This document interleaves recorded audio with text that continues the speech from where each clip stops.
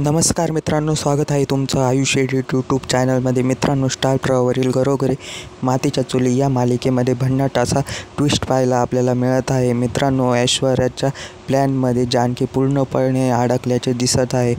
जानकी ही तिच्या आईला गोडाऊनमध्ये भेटायला जाते आणि ती भेटतेसुद्धा. इकडे ऐश्वर्याला संशय येतो की काहीतरी गडबड आहे, म्हणून ती त्यांच्या माणसाला फोन करून विचारते की काय झालं. तर त्याचा माणूस सांगतो सगळं व्यवस्थित आहे, पण कोणीतरी येऊन गेल्याची शंका मला वाटत आहे.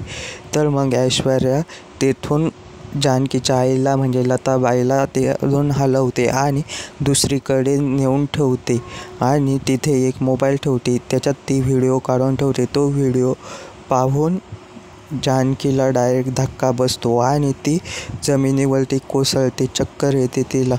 जानकीला कोर्टातूनच दवाखान्यात घेऊन जातात आणि तिचा उपचार करायला सुरुवात करतात.